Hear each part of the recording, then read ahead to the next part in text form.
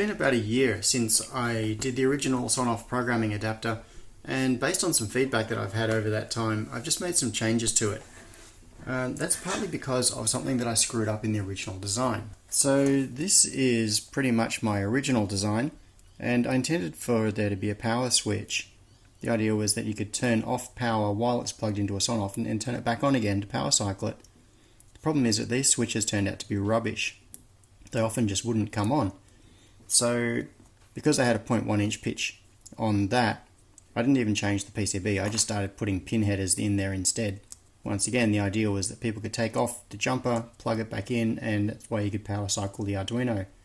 But that's really awkward. And what I found that I did was I just always left it on. In fact, this is my personal setup. This is the Sonoff Programming Adapter. That's a USB to serial converter, same as that one, set in 3.3 volt mode. All I did was tape them together and then heat shrink the whole thing so it's just permanently attached. And I don't even bother with power cycling.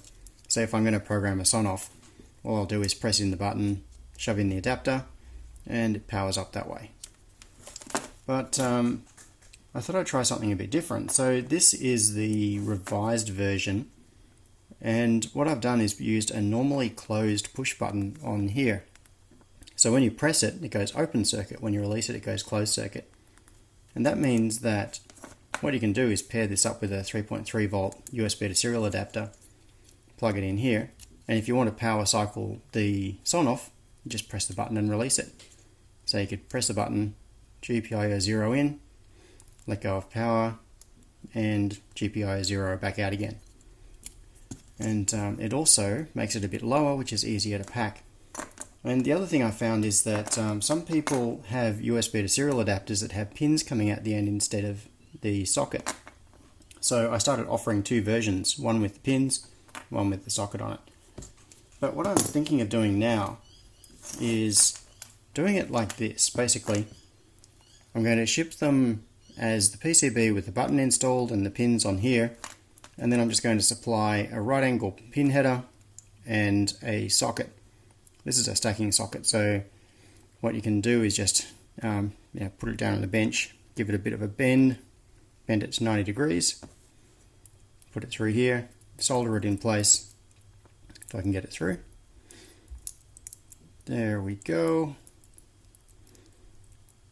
Having trouble. Okay, you just shove it through there, solder it on, cut the excess length off. So that way I only have to keep one thing in stock. I'll just sell them all the same like this as a little kit, and then you can choose to either put on the pin header, or you can bend up and put on the socket.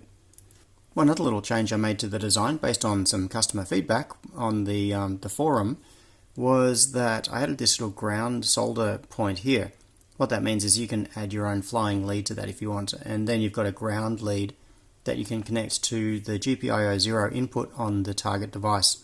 So if you've got a Sonoff that doesn't have the button handily wired to GPIO 0, you can use that flying lead to connect to it instead. And that way you can force it to go into programming mode when you insert this. I will leave the existing stock that I've got up on the site. I've still got some of the current version with the jumper on it.